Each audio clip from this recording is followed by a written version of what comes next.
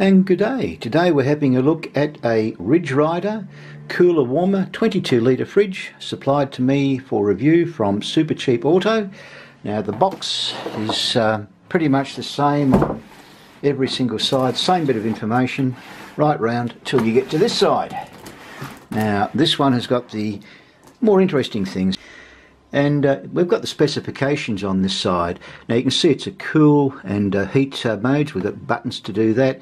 This is the interesting one, USB. We've got an outlet so you can actually charge your mobile phone or device while this is plugged into your car. That's kind of handy. We've got AC/DC power outlets. Got a little sight window, which is something I didn't expect, so you can actually see what's in the fridge, which is always nice. A couple of different leads, which we already know about. The external dimensions, it's 500 by 280 by 360 millimeters. So length, width and height. Internal, we've got 340 long, 210 wide, 295 high, 22 litres we've already spoken about. This is of interest, 4.75 kilo in weight. Now that's something, if you've got a caravan like myself, these are very handy things to know. And down further we've got DC, AC ratings, we already know about that. Cooling and heating, which we already know. That's pretty well all the bits and pieces. Now down here it says it cools up to 25 degrees below ambient temperature and it heats up to 60 degrees above ambient. Now it also goes on to say the unit has been tested at an ambient temperature of 25 degrees Celsius. So that's interesting. I just happen to have a thermometer, which I will put this to the test and we will see whether they're actually telling the truth. Now on to the good part. Running my little knife down the top here and physically opening it. Gotta be careful not to do too much in there, because if I cut it too deep I might actually get into the product itself.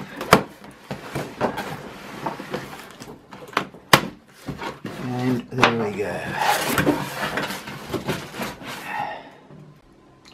Okay, now I've got to pull it out.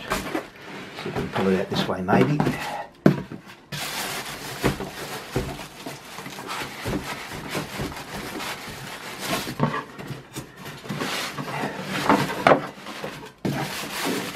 I can hear you now saying, why am I not pulling it out through the top? Well, if I did that you wouldn't get to see me do this, would you? And you wouldn't be able to sort of go cooking. So we now have one empty box thrown over there. Couple of bits of foam being pulled out. Stand this back up again and take off the plastic.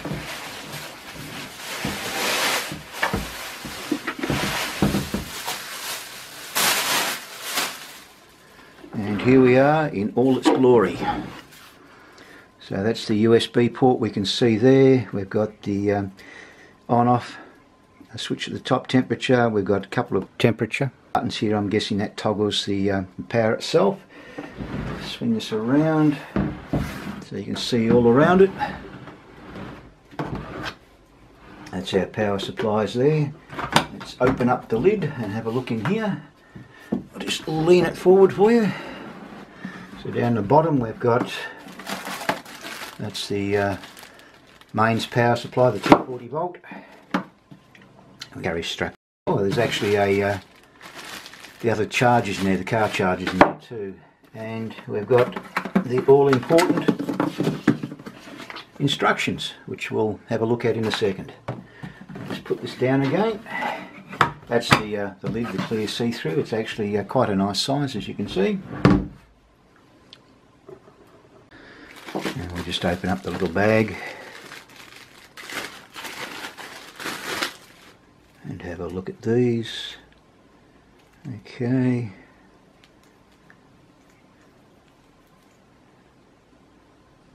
We have different shapes.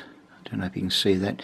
Different shapes on the actual plugs themselves, which correspond with the shapes on the side here, which is rather handy because you don't really want to be getting these things plugged into the wrong spot. Little carry handle, or carry strap I should say. Yeah. That's rather handy. It's awkward sort of trying to carry this just by picking it up by the non-existent handles. So yeah, we pop it on either side here. And a quick look at the instructions for those that are interested. Of course, you can always pause this and have a better read of them. And one more page, and that's all the info that's in there. I'll have a read of it and come back in a second or two. Now, I've had a bit of a good read, and basically the only thing you really have to follow down here, it says do not fill any liquids or ice into the interior of the appliance. That's something to bear in mind, because some people might be tempted to throw a bag of ice or something inside, which is not a good idea. Another thing that I found of interest too is on this page here, it says it's got an automatic switch between 12 volt and 240, so if you have both plugs connected and the device detects that you don't have 240 volts connected, it'll automatically switch over to 12 volt and vice versa. So if you have 12 volts and a 240 volt becomes available, the 240 volts will take over from the 12 volts. So it's an automatic switch, which is rather handy. I didn't know it had that, so learn something every day.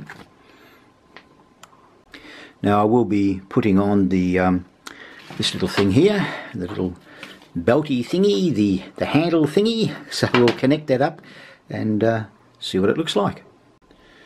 I've now got the carry handle on. It's very, very easy to fit. Basically just pop it through that little area there. I've doubled my belt back to give a little bit of extra support, and next thing we're going to do, we'll put some power in this and we'll put it to the test. We'll see whether it actually does do 25 below ambient. So here we go. It'll be turned on for the first time in a second. I've got my thermometer. If you can see there, it's showing 24 degrees at the moment, so that's the ambient temperature outside the little unit. And we'll pop this in. And we will turn it on, which is pressing that button from memory. And there she goes, it's underway. Now, just reading the hints and tips, it does say in here that for effective use it is best to cool the unit overnight with nothing inside it. So that's what they're recommending before you actually put anything inside this device. So it makes sense. You've got a nice cool fridge and you put cool products in it, it stays cooler rather than have warm walls, which is what I'm guessing they're referring to. We will test it and keep going, and we'll check the temperature later and see what happens. Now, while we're waiting for the temperature to drop inside the little fridge here, I'm going to test out the USB port. I have a cable here and got my mobile phone, so we'll plug it in and see what happens. And sure enough, if you can see that on the top there, we are charging. So that's very handy. That means that you can charge your USB devices either in the house using the external port on this one, or you can use it in the car and run it off the 12 volts inside. So that's pretty impressive. I like that. I like that a lot, actually. I've had the little fridge connected to the power for roughly 3.5 hours, give or take. So let's have a look and see what the temperature inside is. And we are looking, there you go, that's 5-6 degrees. Geez, that goes up fast. Look at that. Wow. It's amazing how quick this reacts to temperature.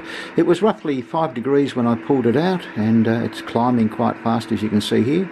My fridge, normal fridge inside the house, that one runs at 8 degrees, so this is already 3 degrees below my normal fridge temperature, so that is a definite plus. I'm quite happy with that.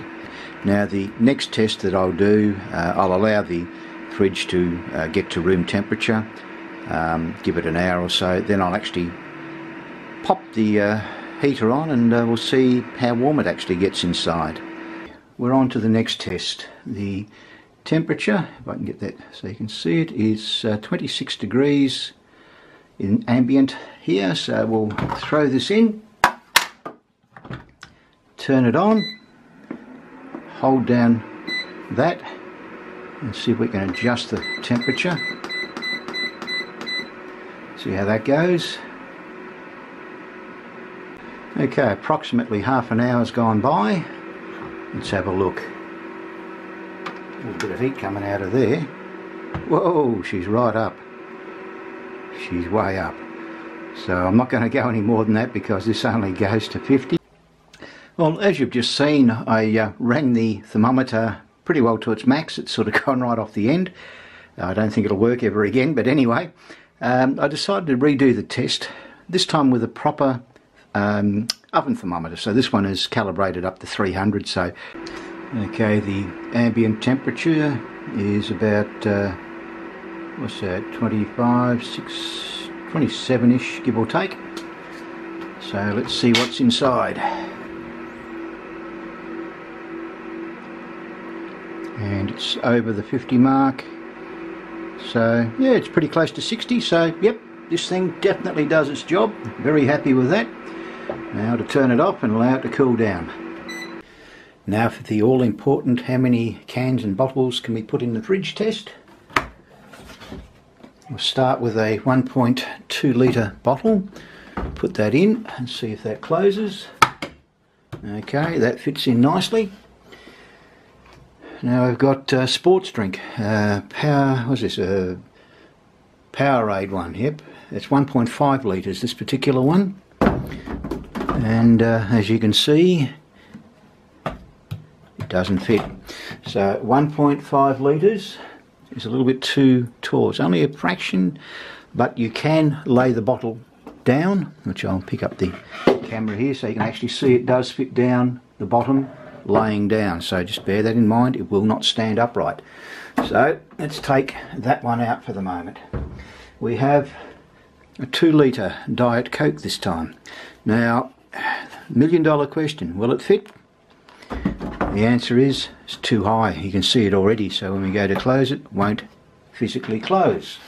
But once again, you can lay it down, as you can see there, so it does lay down in the bottom quite comfortably. Now I'm going to take these bottles out for a second.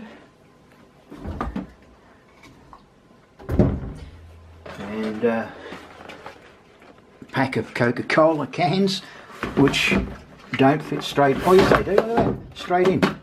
Excellent. I didn't think that would fit. Look at that. Beautiful. So you can drop a pack of 24 cans, standard size, not the littlies, 375ml, straight into the fridge. So it'll handle that amount. So I'm going to unpack the cans now individually, and we'll see, you know, if we can get obviously the 24 cans, plus we'll see if we can fit a bottle in as well. I'm just curious now.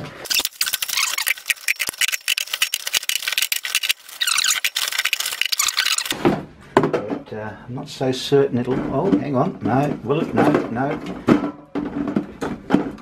no, take that one out. Try that one out. I'll be damned, look at that. So you can definitely fit in, you can fit 24 cans of soft drink in here, plus a 1.25 litre, and you're nearly out of space, but it does fit. So that's interesting. You could probably put another, yeah, maybe one can, perhaps more, and that's it. So 25 cans and 1.25 litre bottle will actually fit in the fridge. So that's amazing. Actually, I should try the 2 litre. I wonder if that'll work with a 2 litre. It's got me curious now. Let's take that one out and see if a 2 litre will fit in there. No, 2 litre won't fit laying down. 1.5 litre. Oh yeah, 1.5 will fit in there, so there you go. So you have a choice of a 1.5 litre or a 1.25 litre and 24 cans, and they'll fit in there quite comfortably. So that's the interesting thing as to how much you can actually pack in one of these TravelKool 22s by Ridge Ryder, and it's pretty impressive. So again, I thank our friends down at SuperCheap Auto for sending this to me for testing purposes, and it definitely gets a thumbs up from me. It heats quite okay, gets up to 55 to 60 degrees in the actual box itself. And going the other way, we got down 20 degrees below the temperature in the room, the ambient temperature. It did not do the full 25, but it does say on the packaging up to 25. So I think 20 degrees below ambient temperature was pretty good. It ran at 5 degrees. My normal fridge runs at 8 degrees, so it was 3 degrees lower than my standard fridge. So the drinks out of here were cooler than my fridge, so I'm wrapped in that. Yep, would I buy it? You betcha. Do I recommend it? You betcha. I only wish it was just a fraction higher so you could stand the bigger drink in it, but for what it is, it's perfect for me. I love it. And before I forget, thanks for watching.